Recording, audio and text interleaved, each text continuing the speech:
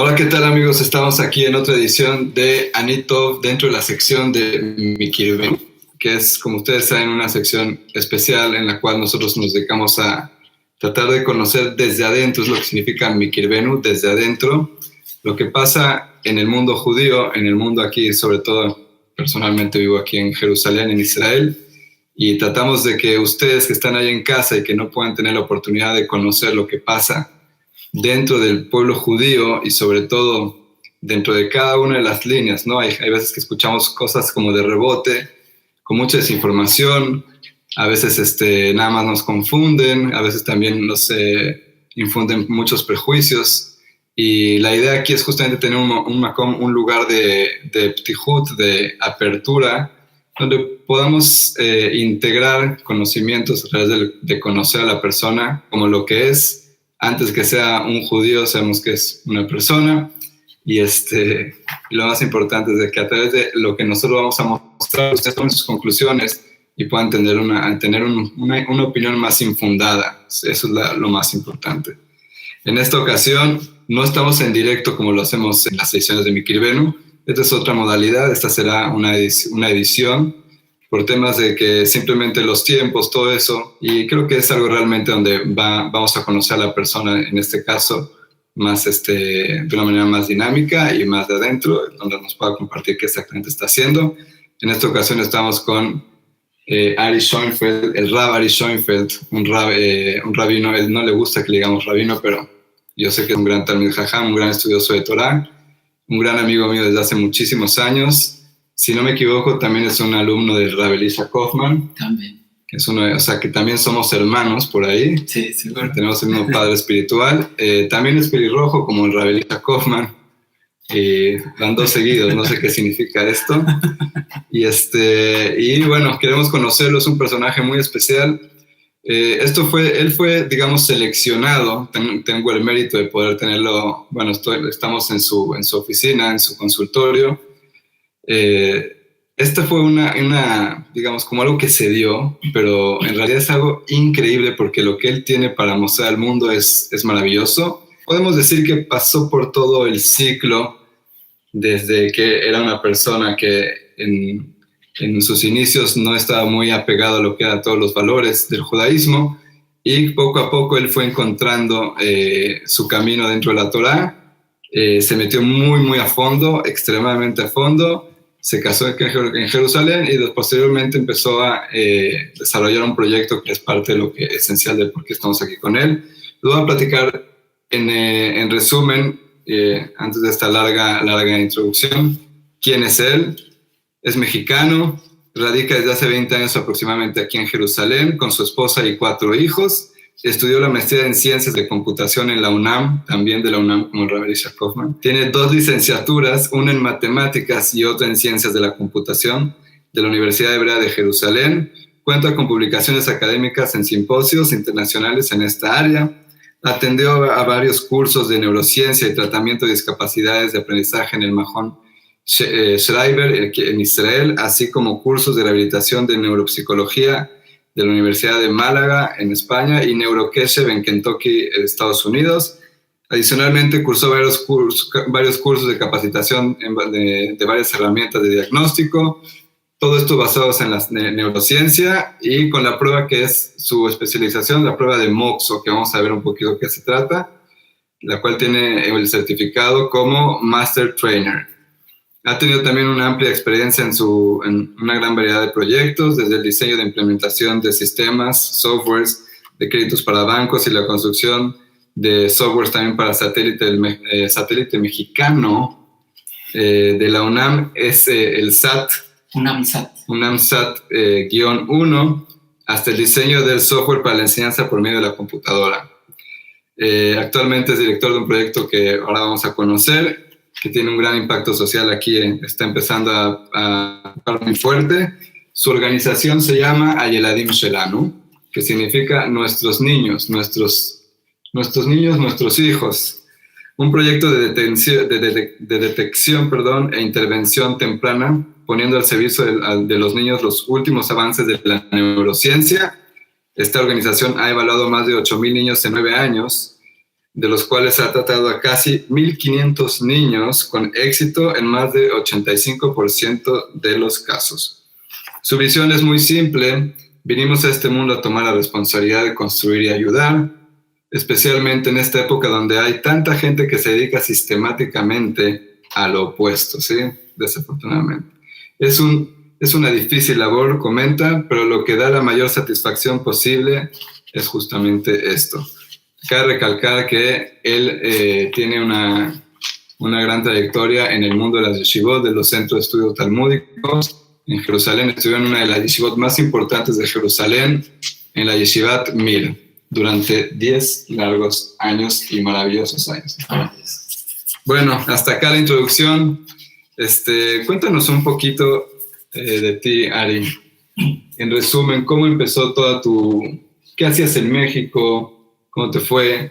Después, ¿cómo eso de pronto decidiste volcar tu vida hacia acá, hacia Israel?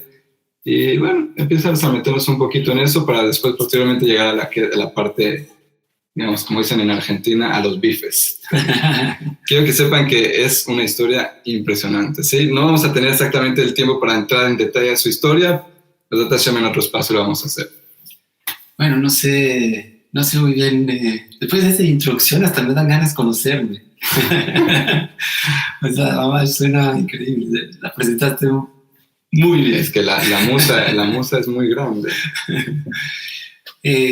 Pues la verdad es que no sé cómo hacer una historia larga corta. Es un poco difícil, pero lo que puedo decir es así, que yo simplemente era un judío de México que siempre tuve conciencia de que éramos Yehudim, éramos judíos, pero que también mexicano. Y nunca fui a una escuela judía. Y mi relación con los judíos era como. ¿En qué escuela fuiste en México? ¿El americano? No, la primaria se llamaba Manuel Bartolomé Cosillo, se llama, todavía existe. Ajá. La secundaria era el Centro Activo Freire, la prepa el CCH Sur. Wow. Ahí en la UNAM, sí, con Elisha. Wow. Y después la universidad fui a la UNAM, después vine acá a hacer la licenciatura en Israel, luego regresé a México a hacer la maestría. Y bueno, pero realmente yo nunca, todas las cuestiones de ser judío, era claro para mí que yo era judío, pero la mera verdad, no conocía lo que era ser judío de verdad. Yo tenía muy poco conocimiento de la parte profunda y de la sabiduría que hay en el judaísmo. Era más una cosa como tradición, y las fiestas con la familia, y las comidas, y las reuniones, y los regalos de Hanukkah, y en Pesach, y cada fiesta, pero no sabía la profundidad que había. No la conocía bien. Y, sin embargo, me consideraba judío 100% y normal, digamos, para lo que yo pensaba que era normal. Ahora, es una larga historia, de verdad, pero todo empezó con el fallecimiento de mi mamá, la verdad. Ahí fue lo más fuerte. Mi mamá falleció cuando yo tenía 26 años, hace mucho tiempo. No, bueno, falleció y fue la verdad es que un golpe. Fue una época muy dura, muy difícil. Y en la misma época, además, había yo empezado como un negocio, se supone, de vender computadoras y software y así. Y mi socio me transó gachísimo y me dejó en ceros. Transó gachísimo significa le hizo trampa, ¿no? Me hizo trampa. Un fraude. Sí, exactamente. Y me robó finalmente. Gachísimo es muy feo, muy feo. Sí. Son palabras mexicanas.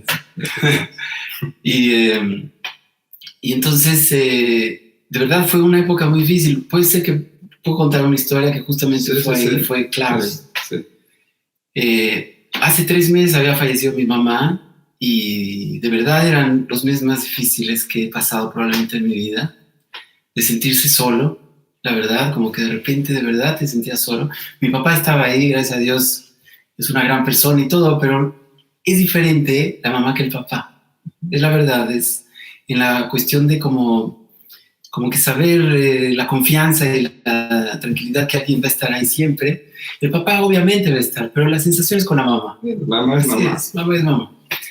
Y entonces, de verdad, eran épocas difíciles. Y un buen día, estaba yo en la noche, eran las 11 de la noche, 3 meses después de que falleció, estaba haciendo cuentas de cuánto yo debía a los proveedores y el banco, cuánto dinero había, todo. Y de repente me di cuenta que todas las cuentas del banco estaban todas vacías, cero. Y al día siguiente había un cheque que era una cantidad en pesos, pero yo me acuerdo así porque así fue la historia, ahorita van a entender. Eran $900 lo que me faltaba. O sea, no tenía nada en las cuentas y me faltaban $900. Y si te rebotaba un cheque, si se regresaba un cheque con este proveedor, te cerraba ya la cuenta, nunca más te iba a vender. Era el mejor proveedor y el de mejores precios, lo cual significaba que se me acababa todo. Wow. O sea, y no tenía dinero, tenía cero en todas las cuentas, no tenía nada. Y el cheque lo cobraron en la mañana. Y eran las 11:30 de la noche, más o menos, cuando me di cuenta. Y me puse a llorar. Mamá, me puse a llorar. Yo creo que ahí lloré la muerte de mi mamá. La lloré ahí, sí. Porque cuando falleció lloré, obviamente lloré, pero no, puede ser que no de todo corazón. En este momento lloré como un bebé. Wow. Mamá, es como un bebé. Me puse a llorar y llorar y llorar. Mamá, fue mucho tiempo. Yo mismo estaba sorprendido. ¿Cómo puede uno llorar tanto tiempo? Consolable. Y dentro del llanto, yo de repente, no sé por qué, porque en ese momento no creía tanto en todo esto de las neshamot, de las almas, y que suben y que bajan, y que todo esto no lo creía como algo lejano, como que así dicen, pero no como algo que me toca a mí. Entonces me puse a pedirle a mi mamá, me puse a pedirle ayuda a mi mamá. Y yo mismo decía, ¿pero a quién le estoy pidiendo? Si ella ya falleció. Pero me surgió así, me salió a pedirle a mi mamá ayuda. Entonces le empecé a pedir ayuda, que estoy ahorita en un agujero y como que se me están cerrando las puertas y se me está acabando todo y siento que no hay salida y que todo se está poniendo negro. Pero al mismo tiempo que estaba pensando, que estaba pidiendo a mi mamá, de repente empecé a pensar, ¿pero por qué le pido a mi mamá? En realidad debería pedirle al jefe, al creador del universo. Al patroncito. Al patrón. ¿Por qué le pido a mi mamá? Que obviamente es la más natural pedirle, pero pues, el jefe es el jefe. Él es el que es el dueño de todos los bancos. Y entonces le empecé a pedir también a Hashem. Le empecé a pedir a Hashem, y también le pedí a Hashem, también le pedí a mi mamá, y como que estaba un poco confundido, la verdad. Pero estaba a la mitad de pedirles cuando de repente empezó a sonar el teléfono. Ya eran las 12 de la noche. Empezó a sonar el teléfono y yo estaba llorando, estaba como sollozando, ¿cómo se dice? Entonces, desde las 11 de la mañana... Desde las 11 de la noche, no, eran las 11 de la noche. 11 de la noche. Claro, 11:30 de la noche. Okay. Hasta las 12 de la noche. Okay. Y entonces empezó a sonar el teléfono. No quería contestar porque me daba pena, me daba vergüenza que me escucharan llorando.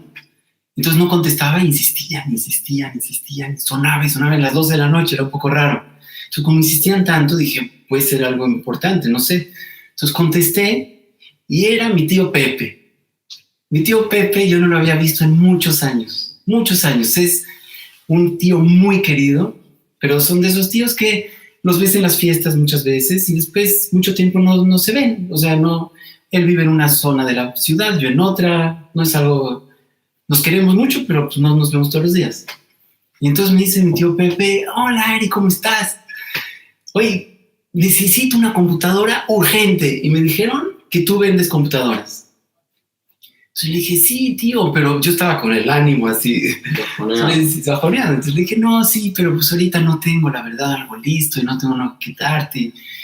Tendría que comprar las piezas y armarla y todo, y ahorita no tengo nada listo. No me estás entendiendo. Mañana en la mañana tengo una presentación, tronó mi computadora, necesito urgente que me des una computadora. Entonces le dije, bueno, pero a ver, entonces déjame ver, bueno, te doy la mía, y mientras, si quieres, después ya armamos una y ya te la cambio. Perfecto, ¿dónde estás? Entonces le dije mi dirección, porque era un departamento donde tenía este negocio. Entonces Y era muy cerca del viaducto. Entonces yo le pregunté, ¿dónde estás? En el viaducto. ¿En qué salida? En tal. Y era exactamente la salida para llegar. Total, desde que él me preguntó que si podía dar una computadora hasta que él ya estaba ahí, pasaron como 5 minutos. Wow. En 5 minutos él llegó, le di mi computadora, limpié un poco las cosas, le hice un hogar, le instalé lo que él necesitaba y ya se iba a ir. Entonces le llevé la computadora al coche. Cuando estaba despidiendo me dijo, pero Ari, ¿pero cómo? ¿Me la das así sin pagarte? ¿Que tú trabajas de gratis? Dije, no, bueno, pero es mi tío, no hay problema, cuando te dé la tuya. Dice, no, ¿cómo? Y agarró, me dio así la mano, un dinero, me cerró la mano y me dijo, tienes que cobrar, después hacemos cuentas, si es más, si es menos. Dije, bueno, está bien, nos vemos, tío, no sé qué, ya. Yo me subí a la casa, abro la mano y eran exactamente $900. Wow. O sea que desde que estaba llorando hasta que llegaron, pasó media hora. Wow. Entonces yo estaba en la casa, estaba con el dinero en la mano y decía, esto no puede ser. Esto es mágico. O sea, no puede ser. Y entonces me puse a llorar, pero de alegría. O sea, mamá, fue una montaña rusa de llantos. Y impresionante, mamá. Ese evento me marcó. En ese evento yo me di cuenta que nos escuchan. Hay alguien que nos está escuchando. No, tú crees que no, porque él no habla contigo. No es así como que se exhibe. Es muy tzanoa, es muy... ¿cómo se dice tzanoa? Recatado. Recatado, es muy... Sí, o sea, nadie lo nota, como que nadie lo ve, pero está ahí escuchando. Entonces dije, esto no, o sea, el mundo no es lo que yo pensaba. Wow. Y justo después de eso, ya que justamente mencionaste a Elisha, justo Elisha llegó a México en esa época y empezó a dar clases. Y para no contar la historia larga, corta, empecé a escuchar clases con Elisha. Las clases me gustaban mucho, pero nunca me volvieron loco. De Elisha sí, por eso lo escuchaba. Pero no me hicieron cambiar todo, digamos. O sea, no te hicieron el loco que eres hoy. Exactamente. Y hasta que un día Elisha me dijo, pero ¿tú estás dispuesto a ver que es verdad? Y yo dije, sí, seguro que sí. Y entonces me dijo, ¿puedes venir 3 veces por semana? Me parece que 2 o 3 veces por semana me dijo. Dije, sí. Y empezamos a estudiar Gemara, que es el Talmud. Y a las como 2 o 3 veces que empecé a estudiar con él el Talmud, yo dije, esto es otra historia. O sea, yo pensaba que la religión era pues nada más así, todo el mundo como que peace and love y ya, como que eso es todo. Y ahí de repente vi que es una ciencia de las almas, es una ciencia de la realidad, es una ciencia de cómo establecer una relación con el Creador, contigo, con tu familia. Es una ciencia, es formal, hay demostraciones, hay como... yo que venía de matemáticas, me impresionó mucho que hay como hipótesis y hay demostraciones y conclusiones, tal como se hacen los teoremas de matemáticas. Es un estudio realmente lógico con sus normas, reglas, exactamente, sus procedimientos. Exactamente, y muy estricto. Fórmulas, exactamente. Y no es que ya cada quien inventa lo que él quiere, es increíblemente formal. Y eso, ahí fue cuando ya me volvió loco. Ahí está. No, ahí empezaste, te fuiste a Israel, ¿no? Sí, entonces después de eso... ¿Qué hiciste con tu carrera? Porque yo escuché que tenías muy buenas ofertas de trabajo en el extranjero, sí, o cosas así. No se hace la leyenda, cuenta muchos años. ¿Cuento eso? Es demasiado largo. Rapidísimo. Sí, nada más. Yo publiqué un artículo que tuvo mucho éxito en un congreso y lo presenté ahí. Uh-huh. Y entonces, después de eso, me contactaron de Canadá y de Estados Unidos para ofrecerme un súper trabajo, así con un sueldo que yo nunca soñé. Wow. Pero súper, una cosa impresionante. Pero yo al mismo tiempo estaba con mi proceso de encontrar la verdad. De que por primera vez en la vida encontré algo que yo veo que es verdad. Y no es una teoría que cada uno prueba hasta que lo refutan y entonces ya hay otra teoría. Aquí yo vi algo que era mucho más que todo lo que yo había visto en mi vida. Entonces tomé la decisión de venir a Israel y estudiar, buscar la verdad. Es la verdad. Los números no son verdad. Oh, ya fue, justo por lo que yo me enganché con matemáticas y escogí esa carrera, no es porque yo era bueno con los números. Yo nunca fui bueno con los números. Pero al pensar yo pensé, me gustaba mucho biología, me gustaba mucho sociología y cosas así, pero yo veía que era tan inexacto y tan como que se prestaba a que cada uno puede decir lo que él cree y como que no hay manera de mostrar nada y como que todo era bastante ambiguo. Que no me satisfacía, aunque me interesaba el tema, me encanta. Ahora se me fue el nombre, hay un filósofo, Gittensberg, no me acuerdo cómo se llamaba, que él estudiaba, más bien era matemático, un matemático, de pronto se preguntó a sí mismo qué son los números. Oh, exactamente. Yo creo que fue con Russell, que era uno que estaba en Cambridge. Eso me suena. No recuerdo exacto, se me fuera el nombre de es un grande. Ajá. Y ahí se hizo filósofo y empezó a desarrollar teorías filosóficas. Sí, o sea, eso era lo que como que me gustaba de las matemáticas, que podías demostrar cosas, llegar a una conclusión que es irrefutable, porque partiendo de ciertos axiomas y de ciertas leyes de cómo trabajar la demostración, cuando llegas a la demostración, la conclusión... ¿Qué son los números para ti? Se cierra. Bueno, hay muchas cosas, los números son muchas cosas. O sea, también existen los números como tal, los números que son aritmética y los números. ¿Pero qué son? Los números en realidad son conjuntos, eso podríamos decir. O sea, eso podríamos... Son conjuntos. Cuando yo tengo un 1, es un conjunto que solamente tiene un elemento. Cuando son 2, sería un conjunto que tiene 2 elementos. Así es por lo menos como empezarían los números. Es el valor que se le otorga, es un símbolo. Es un símbolo. Un símbolo que le otorga el ser humano a un conjunto. Y cierta los números existen sin que nosotros veamos. No sé.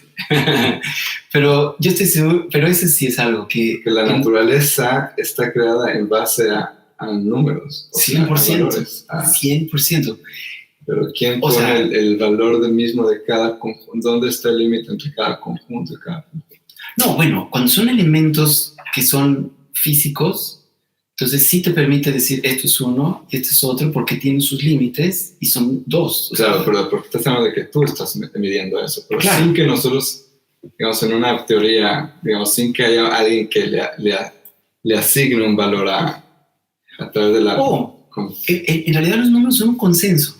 Es un consenso. Es un consenso. Es como el lenguaje. Quedamos de acuerdo en que si pintas un número así es 2. Aquí, sí. Y entonces significa que te estás refiriendo al conjunto que tiene 2, pero en realidad sí es nuestro invento. Es un invento. Es un invento de un concepto para ese conjunto, 100%.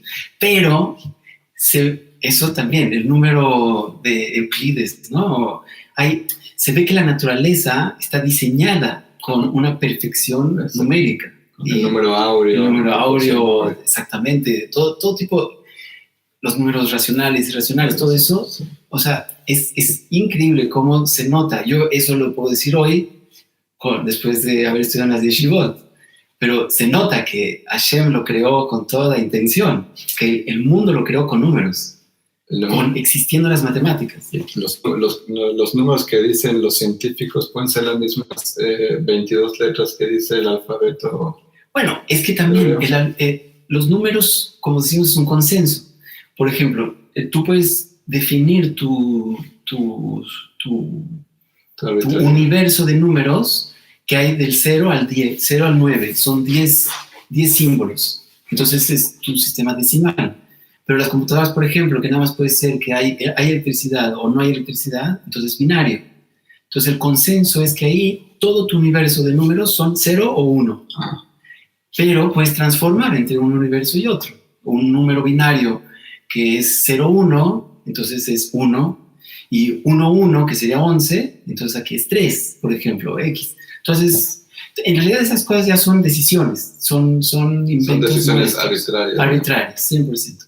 Ok, bueno, aquí... Pero el orden universal se nota que está con números. Claro. Eso sí. Nos fuimos un poquito, en México sí debrayamos un poco, pero vale la pena. Ok, entonces tú te viniste aquí a Israel, empezaste a estudiar en el mundo de las yeshivot, todo, me imagino que hiciste teshuvah, Sí. te hiciste, digamos, una persona ya, digamos, observante, y de pronto, ¿qué pasó? Te casaste, ¿no? Te casaste, estabas estudiando fuerte todo el día en Yeshivat Mil, Sí. ¿y de dónde nace este programa de Yeladim Shelanu, nuestros niños? Oh.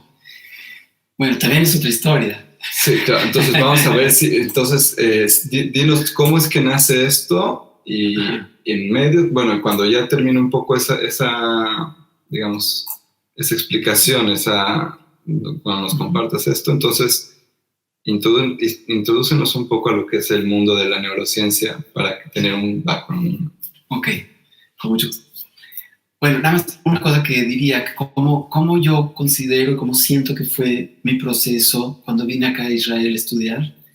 Yo lo que siento es que mi vida material, o material no me refiero a dinero, sino como que mi concepción del mundo era material, que lo que hay es lo que se ve. Lo que hay es lo que se ve. Si hay un objeto, entonces eso es lo que hay. Lo que no se ve, no hay. Claro. Y la parte materialista, materialista, sí. Y la parte espiritual era como que existía, pero estaba como en segundo plano. Lo que a mí me pasó cuando vine acá es que se invirtió. O sea, el mundo espiritual pasó a primer plano, y eso es lo que yo considero que es lo que hay. Y el mundo material es el reflejo, digamos. Exactamente, es nada más un reflejo del mundo espiritual, que es el principal y es donde realmente vivimos todos.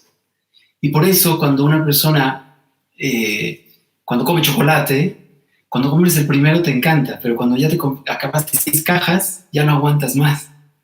Porque el mundo material siempre te termina decepcionando.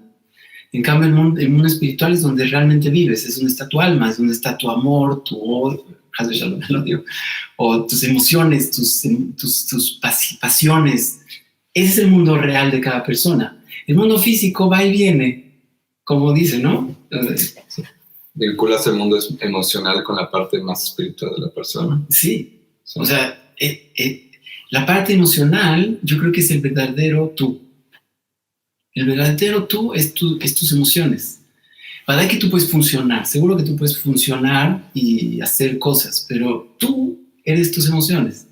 Y ahí es donde está el mundo espiritual, que es donde te conectas con otras personas o te conectas con un creador, y ahí es donde vives realmente tú. Lo que Dios nos estaría pidiendo, en resumen, si es de que existe esta teoría o este axioma o dogma de cumplir con leyes. No, Dios lo que quiere es que a través del cumplimiento de las leyes nuestras emociones sean corregidas. Exactamente. Sí. O sea, ni siquiera le importa tanto lo que hagamos, sino más bien cómo nos sentimos. ¿Cómo estás conectado? O sea, cómo te sientes es en general una consecuencia de cómo estás conectado, en realidad. Claro. Pero lo principal es estar conectado. Conectado con el creador, con la creación y con las creaciones, con uno mismo, con el prójimo. Eso yo creo que es el objetivo de todo. Todas las mitzvot es conexión. Tzavta. Sí. La palabra mitzvah viene de tzavta, de un grupo, de un enlace, un link. Sí. Exactamente, ese es el precepto, crea lazos. Muy bien, maravilloso. Ahora, la historia, bueno, entonces yo estaba estudiando en MIR, y era muy feliz, te digo la verdad, estaba estudiando en un grupo muy bueno. Era un placer impresionante, que yo pocas veces he sentido ese placer, la verdad, algo impresionante. Estuve 10 años ahí, en diferentes grupos, pero el grupo final fue el que más tiempo estuve, grupo de estudio, y las cosas de la vida sí me llevaron a esta nueva etapa, que fue que, por un lado, empezaron a ver niños en la colonia donde yo vivía, en la del barrio, que nosotros todos notamos que algo estaba pasando con ellos. De ser niños bonitos, buenitos, así, empezaron a cambiar y empezar a hacer cosas que no eran exactamente lo más correcto, y poco a poco fueron cambiando. ¿Lo más religiosamente correcto o lo más correcto? De todo. También religioso, pero también no, sin relación a la religión, simplemente humanamente. sí, empezaron a... Sí, prefiero ni decir, pero porque sí puede ser que hay gente que sí, sepa de qué estoy hablando, de quién estoy hablando. Entonces, pero el chiste es que empezaron a hacer cosas malas, pues, para decirlo de otra manera. Y cosas no muy buenas. No muy buenas, sí. Y entonces eso me dolía mucho, me molestaba, era como que, ¿cómo puede ser? Este niño era un buen chico, era como, hay que hacer algo. Entonces yo hablaba un poco con la gente, entonces decía, bueno, ¿qué puedes hacer? No sé qué. Entonces al final no hicimos nada, es la verdad, y vimos como desde estar bien, se fueron totalmente al inframundo. Wow. No sé si inframundo, pero algo así, más o menos. Se descarrilaron. Se descarrilaron totalmente del ser humano, de ser buenas personas. Y eso me golpeó mucho, terminando viviendo en la calle. Wow. Y después, una vez me lo encontré a uno era cajero en una tiendita, en un pueblito, que no sé de dónde, perdido. Sí. Y eso me golpeó mucho. Empecé a ver cómo había muchos, empecé a enterarme del tema, en realidad, que había muchos niños que por todo tipo de problemas terminaban en la calle. Cosa que existe en todo el mundo. ¿Niños particularmente religiosos? O sea, del mundo religioso. De los que yo me enteré, sí. Pero obviamente es algo que sucede en todo. O sea, después justamente empecé a meterme a investigar y hay estadísticas tremendas en Israel y en todos los países del mundo. A ver, de una. Porcentajes. Hay un 30% de deserción del sistema educativo desde lo que sea la primaria hasta, me parece, la secundaria o la prepa. 30%. Que dejan de estudiar y por lo tanto están en manos del destino. O en manos, no sé cómo llamarlo, de lo que primero llegue. Y eso sí, bueno. ¿Primaria a secundaria? Desde primaria hasta la secundaria o la prepa, no recuerdo exacto. O sea, pero 30%. 30% de los niños israelíes dejan de estudiar antes de llegar al bachillerato. Exactamente.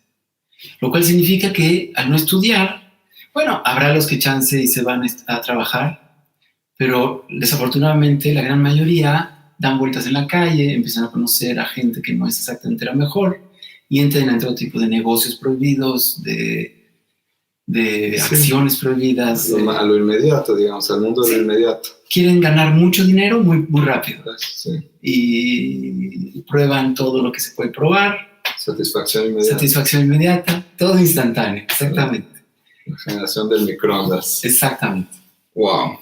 Entonces, ¿eso te empezó a consternar? Sí. ¿Nunca sentiste algo así antes? ¿Una empatía, un concerning, No, la verdad es que ¿siempre fuiste una persona abocada o empatizada o conectada con los niños? Sí, no, en realidad siempre había pensado que había que hacer algo para ese tipo de cosas.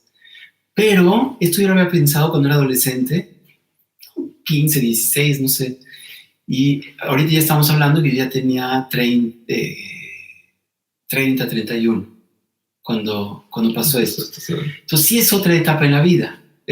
Cuando tenía de 15, 16 era como idealismo y las ganas de que el mundo sea mejor y todo. Pero ahora era como que, bueno, que hay que hacer algo, exactamente. Entonces empecé a hablar así con gente, con un rab muy importante que es el rab de mi barrio. Y entonces justamente yo le dije, pero rab, hay que hacer algo. Me dijo, sí. Exactamente, hay que hacer algo. Y tú lo vas a hacer. No, entonces le dije, te saltaste al final. Entonces yo le dije, pero alguien tiene que hacer algo. Sí. Exactamente. Alguien tiene que hacer algo. Y entonces le dije, bueno, pero yo estoy estudiando, yo tengo mucho que hacer, estoy ocupado, estoy así. Bueno, todos estamos ocupados. Todos estamos muy ocupados, todos estamos ocupados. Y entonces dije, bueno, pero ¿por qué yo? Y entonces él me preguntó, ¿por qué te diste cuenta? Claro. ¿Por qué lo notaste? Entonces ahí, esto es una de las cosas que creemos, digamos, en base a la Torah, que todo lo que ves, todo lo que escuchas es para ti. Es diseñado para ti. Porque el mundo está creado para cada uno. Exactamente. Entonces, ahí entendí que me acaba de meter un problema. Porque yo en realidad estaba muy feliz estudiando, la verdad. Estaba muy feliz, no necesitaba nada más. Si voy a hacer una pausa, quiero que sepan que para un religioso aquí en Israel, por lo menos en la línea ortodoxa, a la que, digamos, representa y también es parte de el Rav Ari Schoenfeld, es que hay una como elite, ¿sí? Afortunadamente y desafortunadamente tiene sus pros y sus contras, pero las personas ortodoxas idealizamos mucho el estudio. Hay un valor primordial sobre la gente que estudia y tienen como que son los estudiosos, se llaman abrejim, que son gente que desde joven se vocaciona a lo que es el estudio. En el mejor de los casos se vocaciona a gente que lo hace como profesión, pero intentamos hacerlo de manera vocacional y pertenecer a una buena yeshiva, tener un buen grupo de estudio y estar feliz haciendo eso y digamos, no tener un ejreaj, una fuerza que te empuja para ir afuera de esto, como parnasá, ¿cómo se dice? Como la economía, como dinero así. Tu esposa te deja estudiar y te ayuda y trabaja y tú también por aquí. Bueno, si funciona, no hay por qué salir. Será como un suicidio espiritual y social, entre comillas. Y la prueba que le estaba pasando a Ari era una prueba demasiado difícil porque tenía que dejar de hacer lo que ama por algo que le duele, por algo que realmente le dolió. Y creo que es lo que el rabino vio. Si te duele, pues tienes que hacer algo con eso, porque es algo que Dios te puso y solamente tú lo vas a poder hacer. Y ahí es donde uno tiene que tomar responsabilidad, y creo que es lo que entendió el Rav Ari, que es et lasot, que es un momento de hacer. Hay un pasuk donde dice, en la Torah, en el Naví, creo que es el David Amelech, ¿no? Dice, hay un momento donde hay momento de estudiar y de según el contexto, ¿no? De preparación y hay un momento de acción. Estuviste preparándote en las filas, en el entrenamiento, en la teoría, bueno, pues ahora a los bifes, ¿no? A trabajar, papá. Y entonces... Y la verdad es que me da mucho gusto que lo notaste porque fue justo lo que me pasó. En realidad tuve una crisis en ese momento. Tuve un bajón. Estuve como un mes deprimido. Wow. De verdad, como deprimido. No era depresión, pero era como, ¿qué voy a hacer? Incertidumbre. Incertidumbre. ¿Y por qué? Y esto. Y además, ¿por qué yo? Exactamente. Pero bueno, al final entendí que si a eso vine al mundo y si lo que me cayó el 20, como se dice, es que me estaban agarrando a la fuerza y me estaban metiendo en un trabajo, es más que un trabajo, no un trabajo, en un task, ¿cómo se dice? No sé, oficio, una misión, algo así, no sé cómo decir. Sí. Que por lo visto era parte de lo que yo vine a hacer, porque me estaban metiendo a la fuerza. Entonces, el momento en que entendí eso, en realidad, ya como que dije, bueno, pues no es lo que yo hubiera escogido, pero si eso es, eso es. Y empecé, puedo contar esto, es increíble, que tenía que conseguir dinero, obviamente, para empezar a armar el asunto y poder pagar a gente, qué sé yo, que van a hacer evaluaciones, buscar niños. Lo que queríamos hacer era un tipo de hotline, un teléfono rojo o algo así, que cualquier director de escuela que ya no aguanta a un niño, yo les decía así y les sigo diciendo a los directores de las escuelas, todos esos que tú ya no los quieres ver, yo los quiero ver. Wow. Y entonces es arreglarle un problema al director de la escuela y que lo vuelven loco y al mismo tiempo salvar una vida. Yo hubiera llegado contigo. Me lo perdí. No, pero la libraste. Al final, a los 26. ¿Sí también? Sí, 25. Increíble. Puede ser que haya algo ahí en esa edad. Seguro. Es el Shem Hashem, el número de la... claro. Que wow, nunca lo había pensado. 100%. Sí. Wow, llegó. Otra razón más por la cual somos hermanos. Sí, wow, muy bonito. Y entonces, bueno, lo acepté y empecé a conseguir dinero para tener gente con la cual pueda yo tratar a esos niños, evaluarlos, ver qué se necesita, todo. Entonces fui a México, porque al ser mexicano, pues familia y conocidos, amigos, pero yo, esta es una historia muy sorprendente, yo creo, pero yo creo que enseña mucho. Yo le pedí a Hashem que no me den dinero. Porque yo decía, yo voy a hacer mi parte, que es intentar conseguir dinero para armar esto y todo. Y si ya no hay dinero y no se funciona y no sale, pues bueno, no salió, yo intenté y no salió. Ni modo, regreso a estudiar. Feliz. Wow. Y entonces yo pedía que no me dieran dinero. Yo le pedí a Hashem todo el viaje. Y fue el viaje que más dinero me han dado. Nunca me dieron tanto dinero. Wow. O sea que Hashem estaba mandando un mensaje muy claro, la verdad. De que no era aquí lo que yo quería, era lo que yo debía o lo que yo tenía que hacer. Entonces ya entendí los mensajes uno tras otro y ahí empezó. Y bueno, tuve la fortuna y la ayuda de allá arriba, que cuando estudié computación me gustaba mucho el cerebro y estudié muchas cosas relacionadas con el cerebro, redes neuronales, inteligencia artificial, todo ese tipo de cosas me gustaban.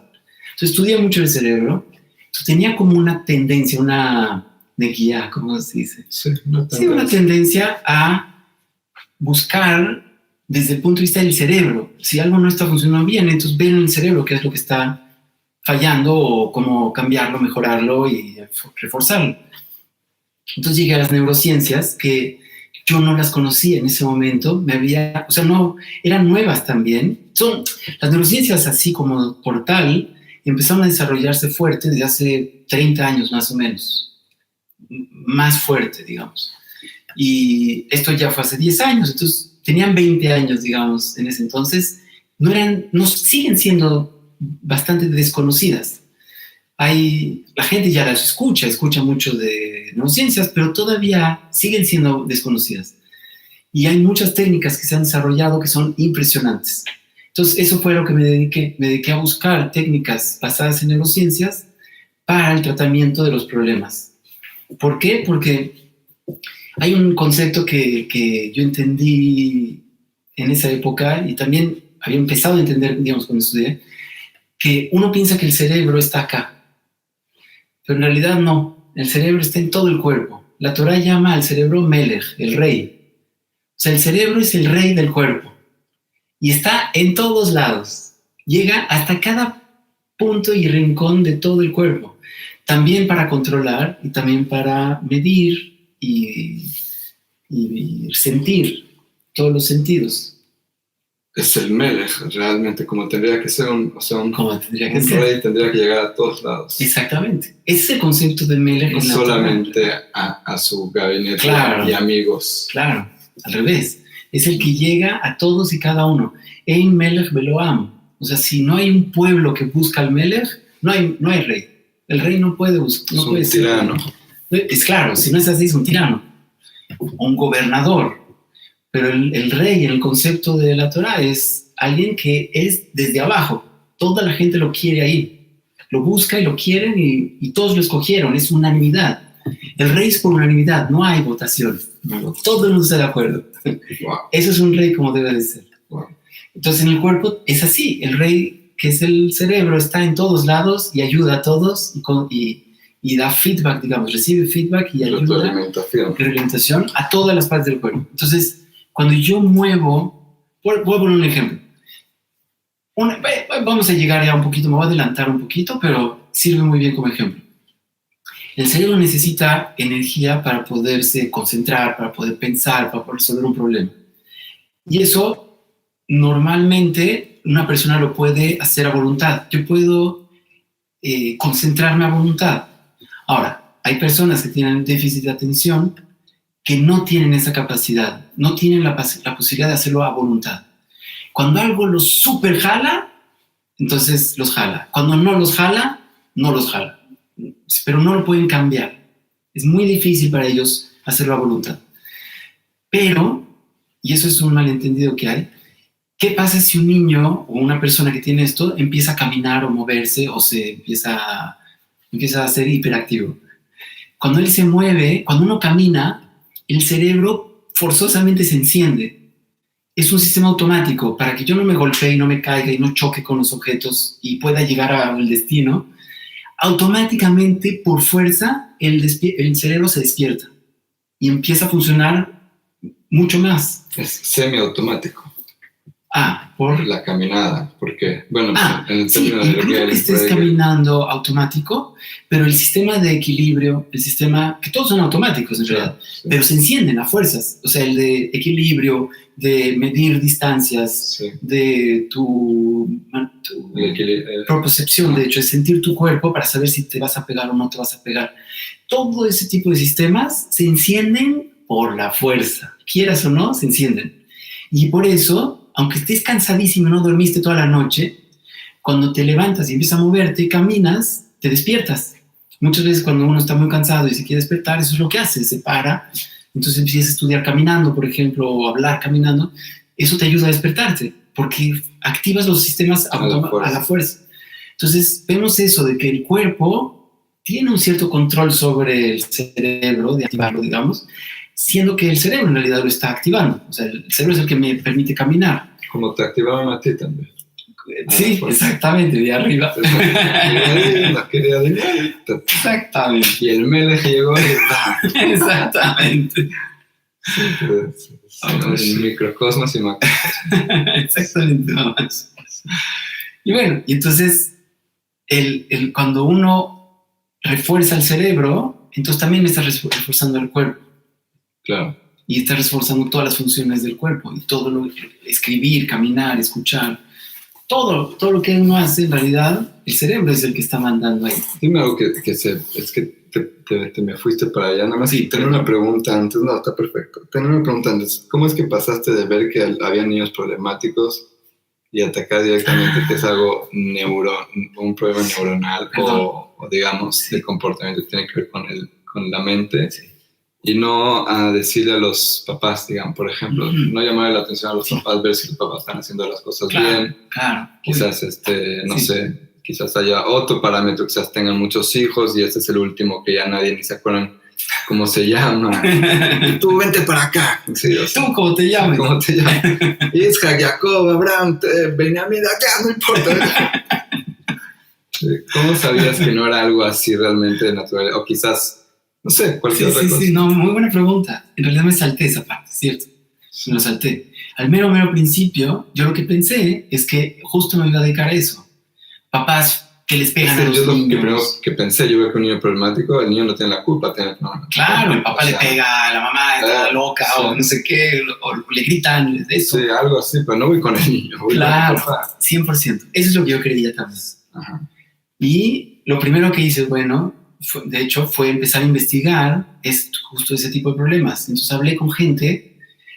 Hay una yeshiva que se dedica a los chavos que ya se habían ido a la calle, que vuelvan y enseñarles de nuevo ahí, que regresen a la vida, digamos. Este es Shalei Yosh. Entonces hablé con uno de los mashgehim ahí y él fue el primero que me dijo. Después todo el mundo me lo decía igual. ¿Raz Judelevich? No, con él no hablé. Era alguien... En realidad no me acuerdo cómo se llama, pero me metí ahí y hablé con él. Sí. Sí. Puede ser que sea él, pero no sé. Y le pregunté y él me dijo que él no tiene duda, y todo el mundo lo sabe, es algo sabido, que el 80, 85 o 90% de los chavos que les pasa esto es porque nunca disfrutaron los estudios. O sea, un niño, por el papá sea como sea, obviamente hay casos extremos, un papá loco, psicótico, no sé. O sea, claro, pero son la minoría de la minoría. Son 1 en 1000 o miles o 5000 o 10,000. Pero la gran mayoría de los que se van a la calle es porque no disfrutan el estudio. No disfrutan el estudio, no se enganchan, no tienen un placer ahí, entonces buscan otros placeres. Y tiene que ver también, obviamente, que si no están disfrutando y buscan otros placeres, y obviamente la gente que está alrededor no se da cuenta o no sabe qué hacer, o no sé cómo hablar, no sabe cómo hablar con él, etcétera, entonces eso permite que siga y que se vaya.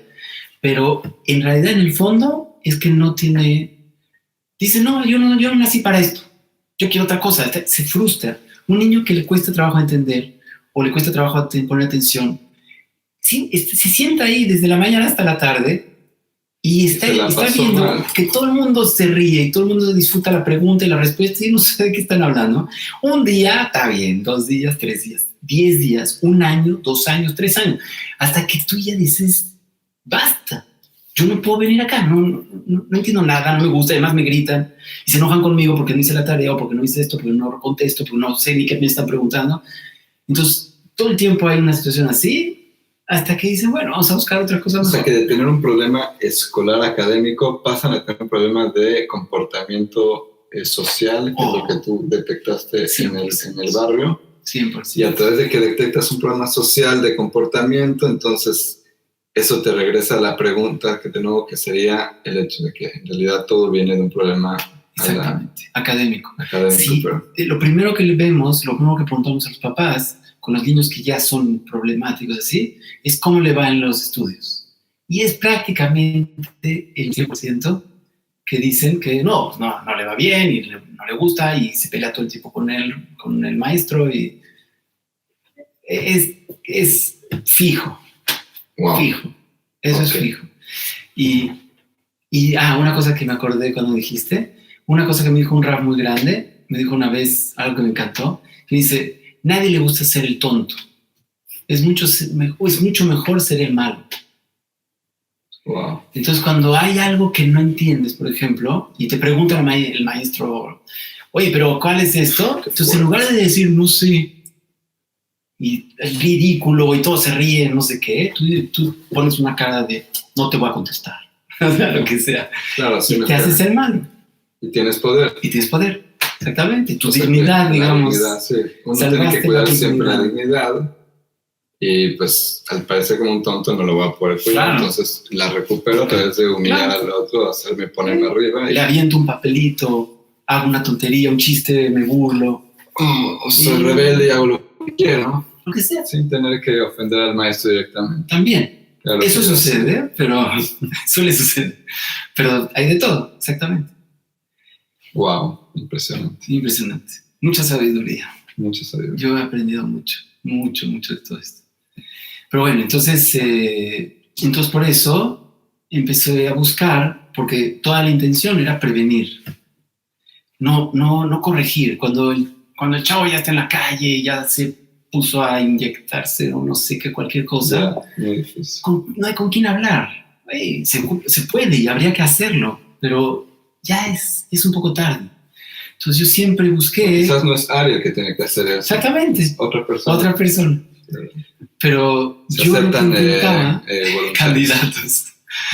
Sí, es cierto. Hay muchos que lo hacen, pero seguro hace falta más, seguramente. Pero todo lo que intentamos era como ir el río arriba, ¿no? El río, antes de que se ensucie, si vas más río arriba, encuentras el agua más limpia, y solo hay que limpiar un poquito, y ya, puedes resolver todo el problema. Esa era la idea, empezar desde chiquitos. Entonces, por eso pensamos en esta idea del hotline, que todo maestro, director de escuela, maestro, cuando ya se empieza a desesperar con un niño, nos llame y podamos ayudarlo a él y ayudar al niño. Y evitar que se desencadene toda la cadena de desastres. Maravilloso. ¿Y entonces ahí qué pasó? Ahí llegamos a las neurociencias. 15 minutos más, nada más. 15. Ok. Ahí llegamos a las neurociencias. Sí. Y las neurociencias fueron sorprendentes, así. Fue simplemente técnicas que nadie lo puede creer. Y ya, aunque yo platico 1000 veces, yo mismo también lo voy a impresionar. Porque si uno de verdad lo piensa, es increíble. No se puede creer. Nos pasó, voy a contar con que empezó esta búsqueda de las neurociencias. Después de que fui a México y recibí dinero, entonces me enteré, ya había pasado todo esto de que yo ya había estado buscando técnicas de neurociencias y conocí una muy buena, que resultó ser muy buena, de verdad. Y me enteré de una escuela muy cerca que había 5 niños que ya habían repetido el año en prepri, lo que sería preprimaria, y no se habían aprendido las letras. Aquí se aprenden las letras en prepri. no sé cómo es en México, creo que Prepri también. significaría unos 5 a 6 años. Exacto. En México es de 6 a 7, creo. Sí, aquí es un año antes. Pero el chiste es que ya se tienen que aprender las letras y entonces ya en primero empiezan a leer. Y estos niños ya habían repetido el año en Prepri y tenían maestras uno a uno, ¿cómo se dice? Particulares, Sí. para aprender las letras, y ya iban un año con las maestras personales y no las aprendían, no aprendían las letras. Se aprendieron unas cuantas y otras no, y se les confundían. Entonces llegamos a esa escuela y yo hablé con él. Ya faltaban 3 meses para terminar el año. Y entonces el director de la escuela dijo: padres queridos de familia, sus hijos el próximo año, educación especial, porque no los puedo subir a primero y no pueden repetir 3 años en Prepri, ya son unos mastodontes, van a ponerse ahí a los... Y no van a querer ser tontos, van a querer ser malos. Sí, eso, también, exactamente. Y entonces los papás decían: pero mi hijo es inteligente, y es cierto, son niños inteligentes, pero que por alguna razón no se aprendieron las letras. Y es de verdad así, hay muchas inteligencias. Las capacidades humanas son diversísimas, hay miles de capacidades sociales, intelectuales, matemáticas, lenguajes, hay muchas inteligencias. Entonces puede ser que en una no, en las otras sí, pero era de educación especial. Entonces los papás estaban así, colgados de la lámpara, como dicen, y entonces justo me enteré y les propuse intentar esta técnica. Y todos me veían así con cara, ¿cómo? Si llevan 2 años con maestra, ¿qué vas a hacer? ¿De dónde sales? ¿Tú quién eres? Ladrón. Entonces les dije, bueno, yo justo había conseguido dinero, entonces dije, los que tienen dinero, había 2 familias que tienen mucho dinero, ellos sí pagan. Y los demás, justo era un niño huérfano y uno de papás divorciados, la mamá era sola, digamos. Les dije, yo les pago todo, toda la evaluación, las terapias y todo, y vamos a intentar. Entonces dijeron, bueno, ahora. Y el director dijo, bueno, no hay nada que perder, yo les doy chance, pueden usar aquí las instalaciones y todo. Entonces hicimos un programa súper intensivo con esta técnica que está basada en todo tipo de ejercicios motrices.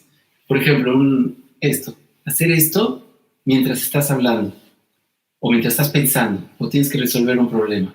Entonces estás usando el cuerpo y estás también usando el pensamiento, y así forzas la conexión de muchas áreas del cerebro. Así es como funciona, esa es la base.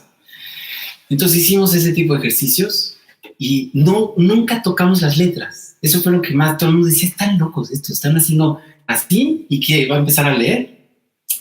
Estos les falta una tuerca. Y lo más sorprendente fue que después de 2 meses y medio, los 5 niños no solamente sabían las letras, leían, todos empezaron a leer. Directo empezaron a leer. Wow. Y uno de ellos leía más rápido que todo su salón.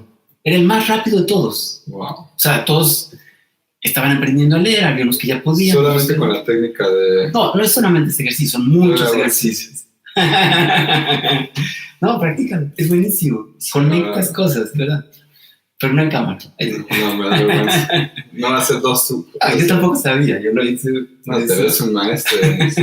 Es como Miyagi, ¿no? Sí, no, de verdad, hay muchas cosas así. Hay juegos que juegan en de que haces así al mismo tiempo. Con todo ese tipo de ejercicios, haces conexiones entre los hemisferios y refuerzas cosas que ayudan muchísimo en todas las áreas. Pueden ayudar en todas las áreas. Dime algo, esto nada más, perdón que interrumpa, esto es una interrupción, pero antes que se me olvide.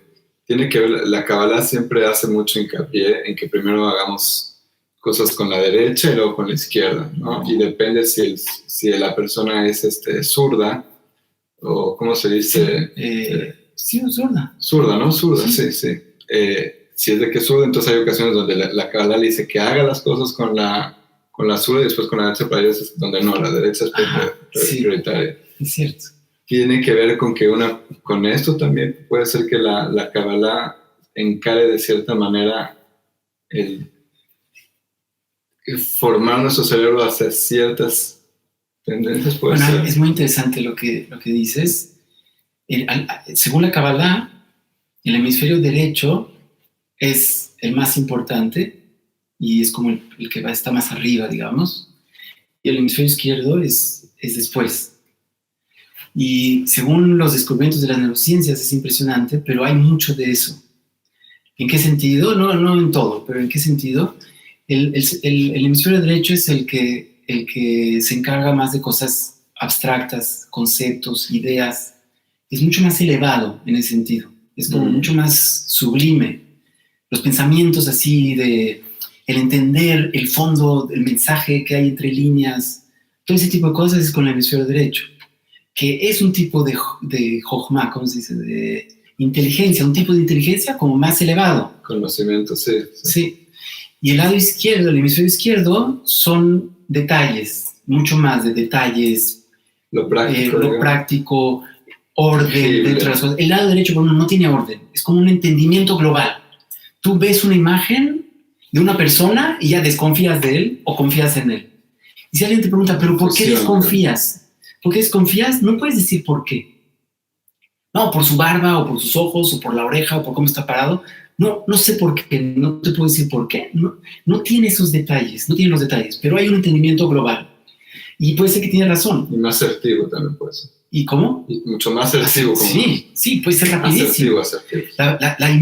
La parte visual de la persona es mucho más del lado derecho, que es una imagen y ves todo, de golpe. No hay un orden definido. En cambio, el lado izquierdo, el hemisferio izquierdo es más de la parte auditiva, es mucho más fuerte en el lado auditivo, que es un proceso secuencial, no es de golpe todo, es palabra por palabra y va entrando y se va armando una frase y son puros detallitos, hasta que se arma algo. Es como de abajo para arriba y el derecho es de arriba para abajo, una cosa así. Entonces sí tiene una prioridad en el funcionamiento de la persona el lado derecho frente al izquierdo, hasta cierto punto. Aunque hay actividades que obviamente necesitas el izquierdo, la fuerza está en el ser ordenado, sistemático, etc. Ok, perdón por la interrupción. Pero bueno, sí. Ahora sí continúa y terminamos con, obviamente, me gustaría que termines con lo que es en sí la neurociencia y después tu proyecto en sí con el MOXO y todo lo que hace el neurofeedback. Ok. Que es creo que lo más importante. Sí.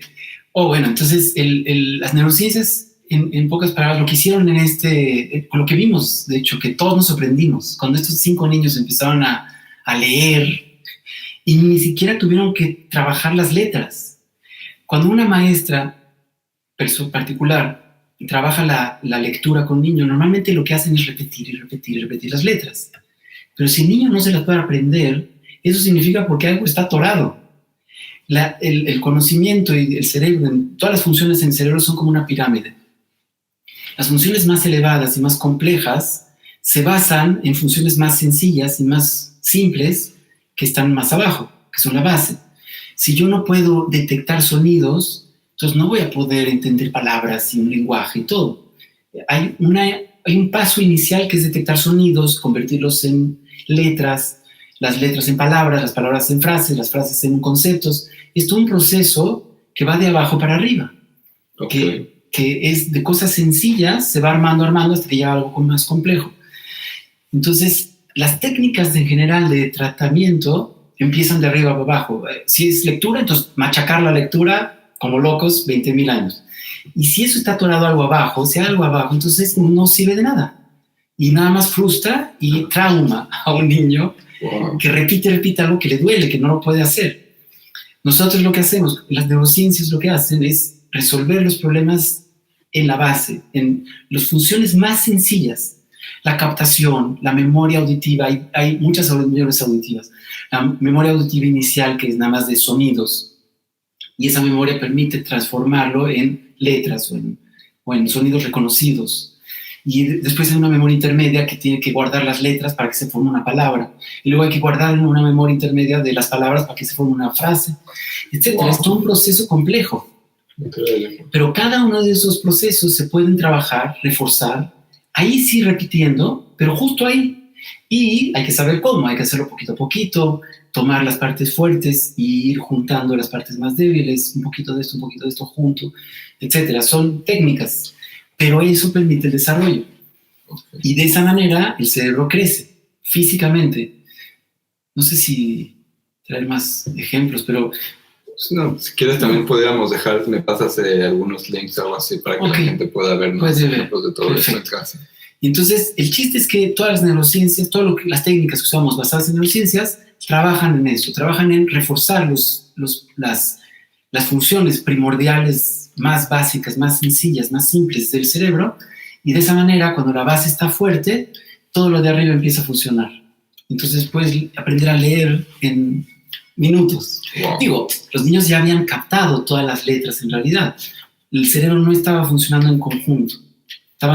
Tenía como desconexiones entre ciertas áreas. En el momento en que hicimos la conexión, toda la información ya estaba ahí y empezó a funcionar. Claro. Entonces, por eso en directo empezaron a leer. O sea, que no es de que lo que hicieron las maestras no sirvió, de alguna manera servía, pero no podía pasar la información. Exactamente, no podía funcionar porque había algo ahí atorado. Exactamente. Ahora, después, lo que empezamos a intentar hacer es resolver problemas de atención.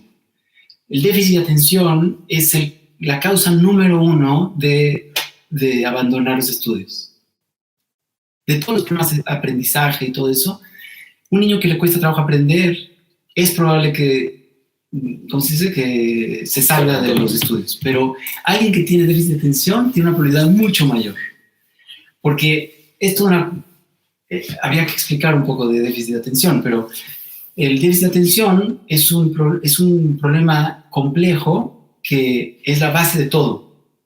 Es como el sistema operativo. O sea, una Mac tiene el sistema operativo Mac, y sobre el sistema operativo Mac tú trabajas con programas. Entonces, un programa sería la lectura, otro programa sería la escritura, otro es correr, otro es entender códigos, etc. Pero todos están basados en el sistema operativo de Mac. OS. El OS, exactamente. Entonces, si el sistema operativo está mal, entonces todos los programas están mal. Y eso es un poco el ejemplo. El déficit de atención funcionaría como el sistema operativo de la persona. Exactamente. Porque es la base de todo, es donde está. ¿Por qué? Porque eso es algo que hay que explicar. Es muy importante voy a intentar hacerlo lo más corto posible. Pero hay que entender qué es déficit de atención. De hecho, tengo aquí una imagen que no sé si la podemos acercar. El déficit de atención se ha empezado a entender no desde hace mucho tiempo. Okay. Pero aquí podemos ver, esto es un estudio muy importante que es del 2012, donde se ve que la comparación entre los cerebros de personas que no tienen déficit y los que sí tienen déficit. Las áreas blancas son áreas donde no hay diferencias entre niños que tienen déficit de atención y niños que no tienen déficit de atención. Las áreas blancas son iguales. Es un poco impresionante, pero hay que saber lo que es. Es importante entender qué es el déficit de atención.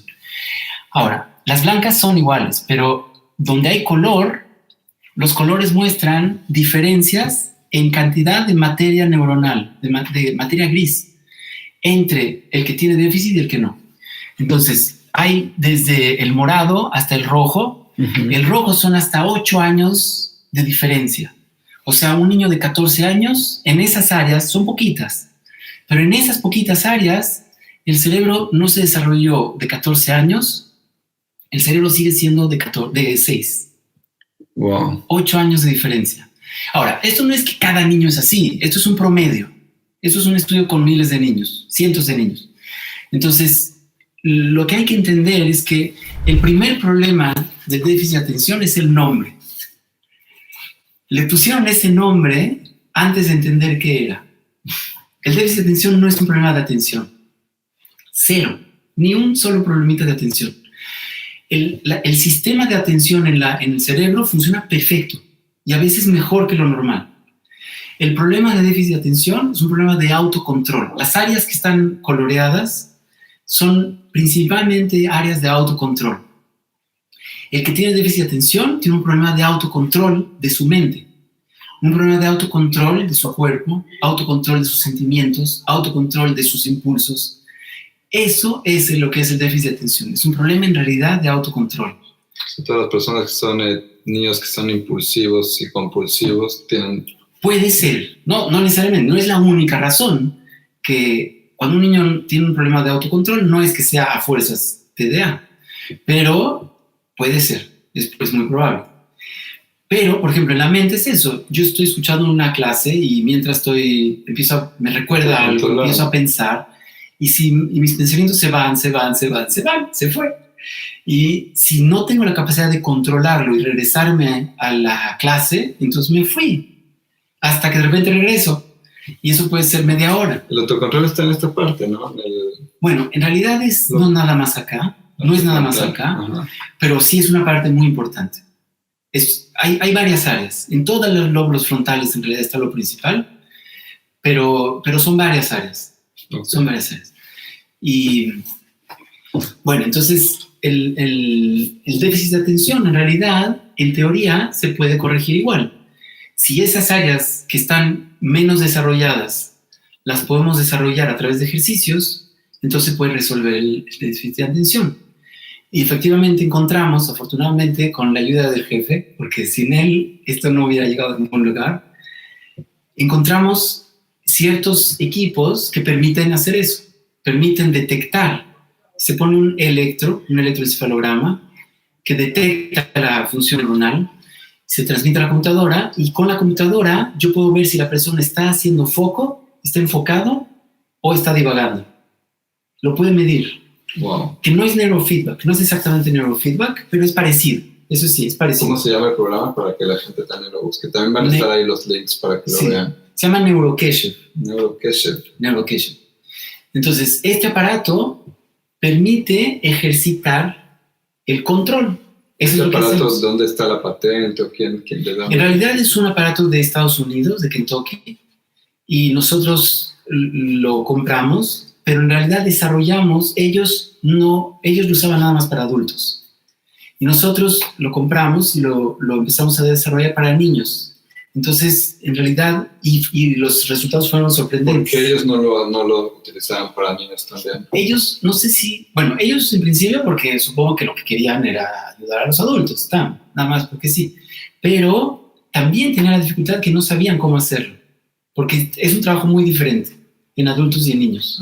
Bueno, al final, lo más sorprendente es que ahora a los adultos les hacemos el tipo de tratamiento igual que los niños y funciona mejor que lo que ellos hacen.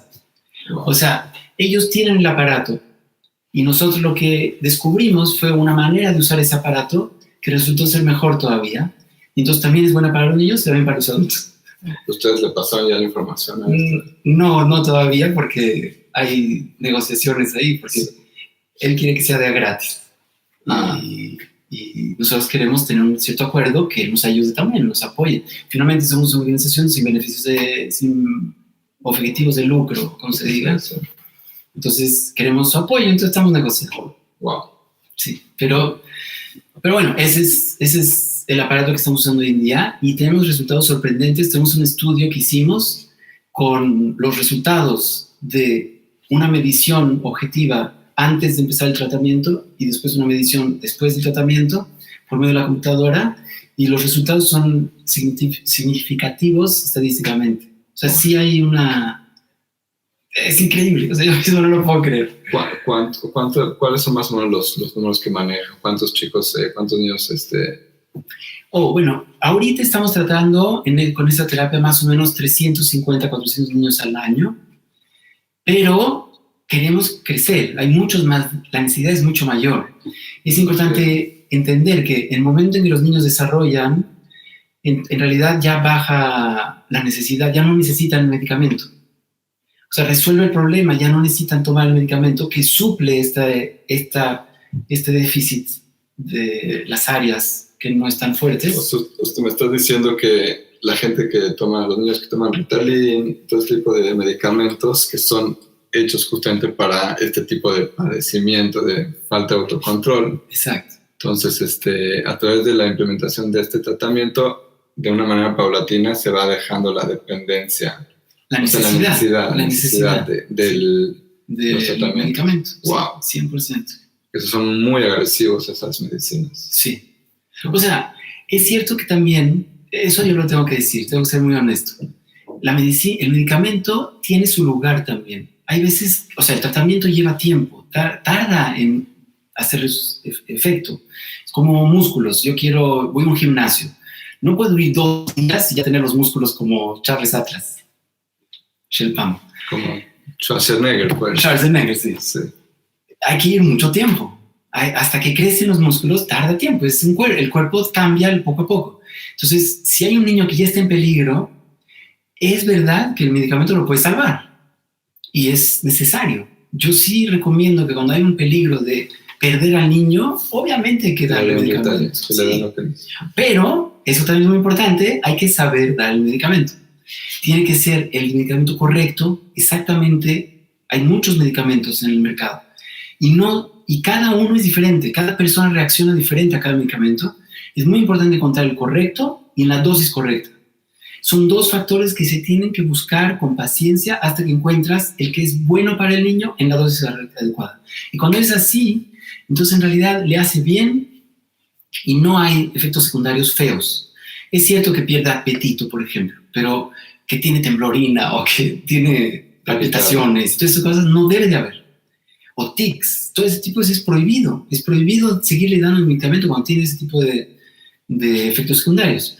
Pero si no tiene efectos secundarios y le está funcionando y está bien, y lo único que hace es quitarle el apetito, entonces, que eso es casi imposible de evitar, hay que darle de comer muy bien en la mañana, muy bien en la noche, y eso lo puede salvar. Pero, en paralelo, ayudarlo, darle la posibilidad de resolver el problema y al final poderse liberar de un medicamento. Sí. Maravilloso. Dime algo, tú, el tratamiento que ustedes hacen es es semanal, Sí, son 2 veces por semana. Ajá. Y en promedio la gran mayoría entre 6 y 8 meses resuelven el problema. O sea, 6 y 8 meses. Se desarrolla lo suficiente el cerebro para poder ya funcionar como debe ser. Es un tratamiento que tiene en aproximadamente 6 meses y 1 año, digamos. Eso, digamos. Sí, para que la adaptación del chico se haga más preparado. Exactamente. Sí. Y tiene también hay algún tipo de asistencia emocional que le van dando al chico o algo así. Muy buena pregunta. Eso es algo increíble también. Los niños son tan puros, en realidad, que los problemas emocionales son mucho más complejos en los jóvenes y adultos. Pero en los niños, los problemas emocionales muchas veces todavía son tiernos, pues no es algo profundo. Hay problemas complejos, seguro que sí, pero la gran mayoría no son complejos. Y lo sorprendente es que una vez que resolvemos el problema de atención, los niños resuelven sus problemas emocionales, la gran mayoría. O sea, la gran mayoría de los problemas emocionales que tienen es porque él mismo es consciente que todos lo logran y yo no. Todos entienden y yo no. A todos no los regañan y a mí sí. Entonces, eso los va frustrando y metiéndolos en un camino de ser el malo y no el tonto. Pero el momento en que empiezan a funcionar bien, es como arte de magia. Niños que se hacían en la cama, por ejemplo, en las noches, niños de 10, 8 años, después del tratamiento, sin ningún tratamiento emocional, dejan todos ese tipo de cosas y empiezan a estar bien. ¿El hacerse en la cama de noche tiene que ver también con eso? Generalmente es emocional. Generalmente. Puede ser algo físico, pero es muy raro. Y dígame, ¿de qué edad a qué edad? Bueno, al límite creo que no hay, por lo que entiendo, pero ¿desde qué edad se puede comenzar? Sí, nosotros hicimos las pruebas con niños de 5 años y funcionaron increíble. Los resultados fueron los mejores, pero hubo un problema así. De 10 niños que tratamos, de 5 años, 3 fue un resultado sorprendente, mejor que nadie, mejor que todas las edades, pero 7 no terminaron el tratamiento. O sea, los niños están tan chiquitos que sí es un esfuerzo para ellos, es difícil hacerlo. Entonces, es como pedirle algo demasiado difícil para su edad. Entonces, terminan diciendo, pido esquina y véanse ustedes con el shalom, yo me voy. Entonces, ya lo dejamos de hacer con 5 años y lo hacemos desde 7 años. Desde 7 años. Sí. Y para no quemar. Sí, para que no digan que no, ya lo intenté, eso no me gusta, y que se le quede como un tipo de imagen de negativa. Y realmente poderlo salvar. Sí. 2 años más no es grave, no es tan grave. Y díganme, ustedes, ¿cómo funciona todo esto? ¿Quién según entiendo, son hay donaciones, son gente que es una organización sin fines de lucro y ustedes, tú te dedicas a buscar los fondos, vas a México, Sí, vas a Panamá, vas a todos los exactamente, a lugares, donde como todo sea, Israel. en todos lados. Sí. O sea, sí, exactamente, sin objetivos de lucro y intentamos dar los precios más accesibles que se pueda. Intentamos ayuda también de lo que sería el seguro social de acá de Israel y ya está avanzado eso. El seguro social de Israel ya aquí hay algo que se llama el seguro médico, sí, que es algo que es como semi-privado, ¿no? Se paga una mensualidad, también el gobierno te da, que ellos son muy meticulosos en decir qué tipo de disciplinas alternativas médicas van a ser aceptadas dentro de sus subvenciones. Sí. Y ahora me está diciendo que ya están aceptados. Ya estamos siendo aceptados por 2 de las 4 seguros sociales, digamos, que hay. Y estamos esperando que ya sea de las 4 y eso ayudaría muchísimo. Pero eso solo ayuda a niños. El seguro social, las Kupot Holim, solo ayudan hasta los 18 años. Entonces, para los adultos todavía no hay. Claro. Entonces, yo viajo normalmente a conseguir dinero, fondos para ayudar y también para mantener todo el equipo. Comprar los equipos son carísimos y la infraestructura, todo. Estos equipos, me dijiste que los conseguiste en Kentucky.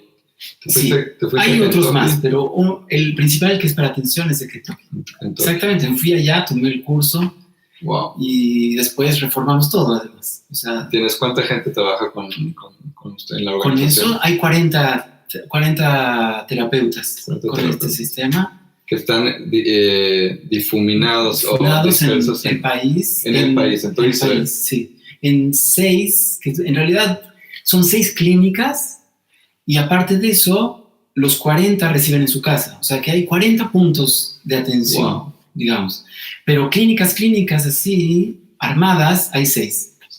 Porque esta es una donde estamos ahorita, sí. La de Jerusalén. Que fue donado por una familia increíble de México. Que les tengo una aprecio enorme. No sé si quieren que se difunda el nombre, entonces por eso no lo digo. No sé, después chance lo agregamos, les voy a preguntar. Pero sí, fue una donación completa por ellos. Wow, toda la clínica. Esta clínica es de ellos. Wow. Todos los que salen de aquí es su mérito.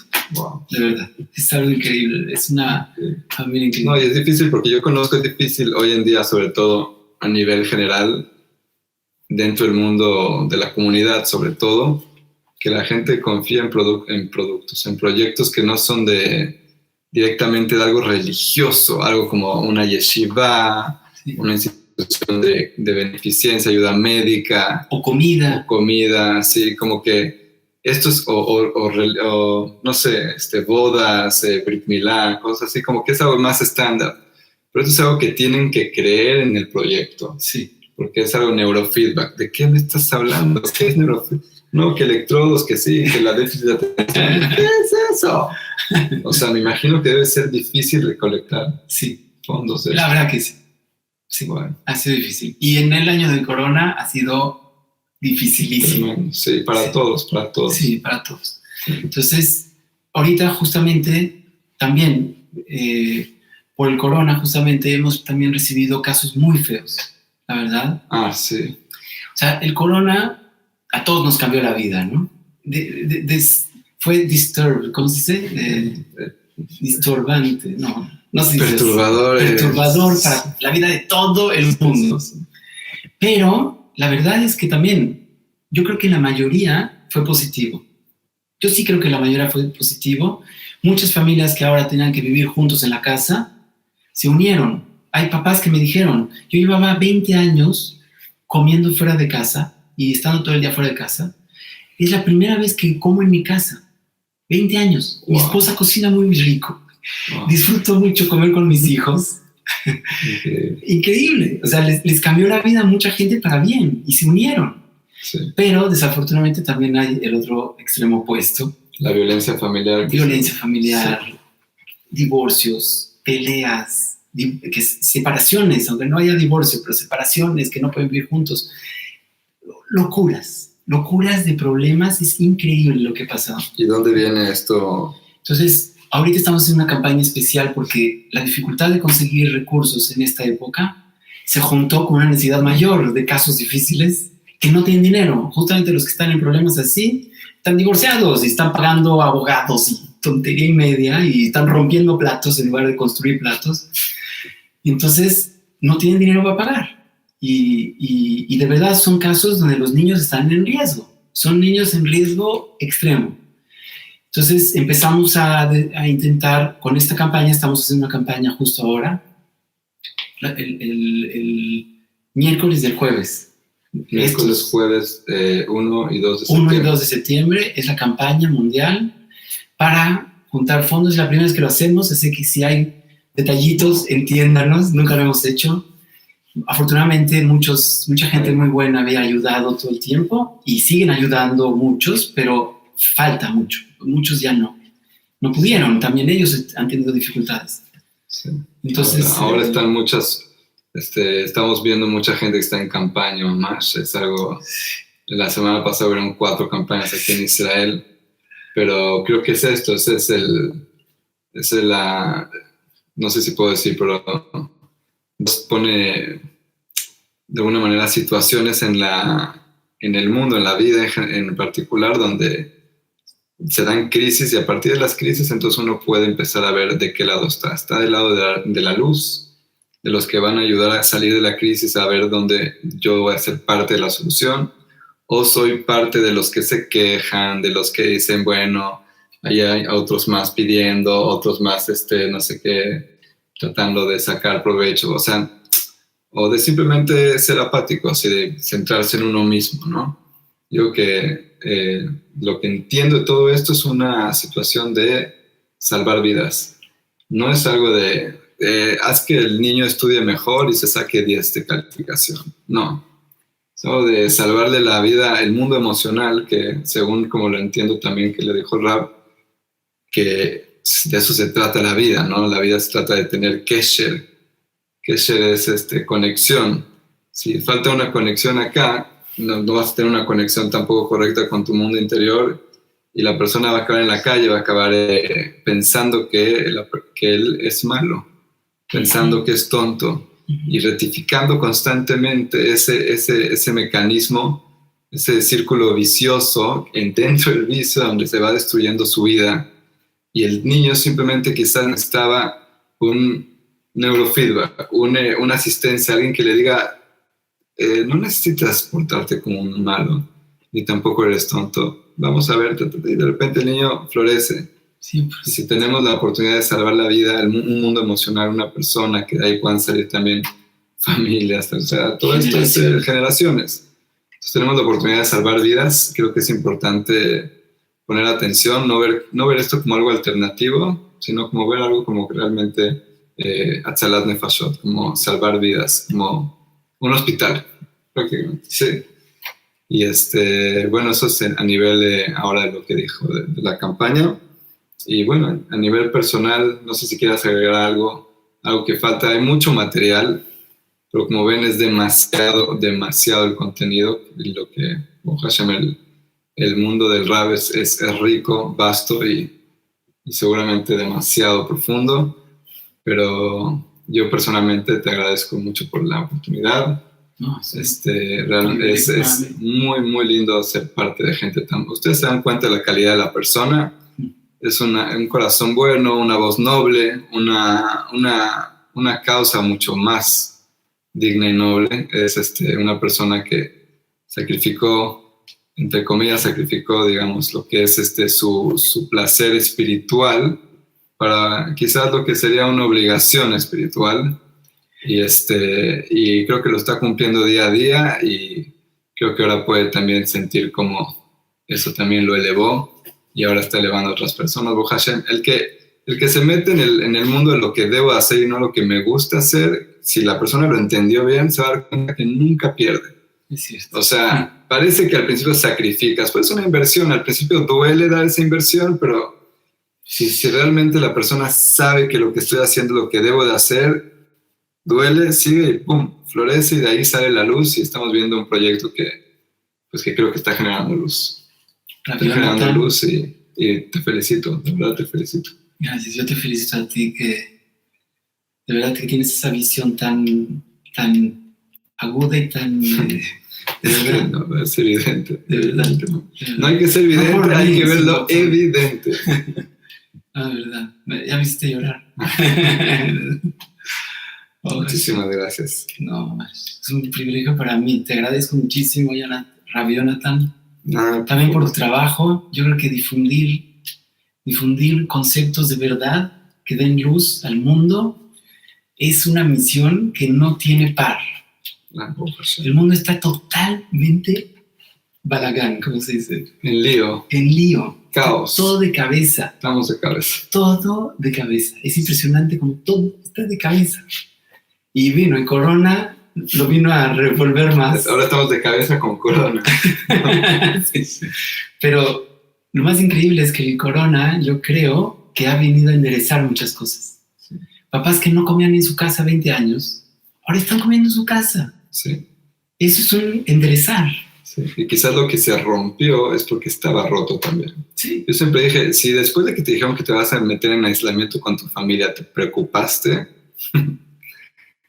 es que hay algo que Algo está falta. muy mal. Muy Exactamente, mal. desde antes. Desde antes, sí. No es el Así corona. ¡Oh! que- Es mi rabino. Bueno, muchísimas gracias, Rab. Que Dios le dé mucha brajá, mucha tlajá, que pueda cumplir sus objetivos tanto a nivel espiritual, objetivos profesionales, llámalo como sea, no sé cómo decir, tikkun olam, lo que se llama, el arreglo del mundo, y que verdad simplemente tenga mucho éxito en poder solventar este proyecto con tranquilidad y no andar tan... Persiguiendo la chuleta. Sí, persiguiendo la chuleta. Amén. Muchas gracias a todos. Bueno, ahí dejen sus comentarios, no se olviden de compartir si les gusta, por favor, pregunten lo que sea, yo estoy siempre, no siempre, ¿no? Pero estoy a su disposición, como saben, contesto las preguntas y también ahí vamos a dejar el material en la descripción para que tengan más información. Muchas gracias y hasta la próxima. Bye, bye.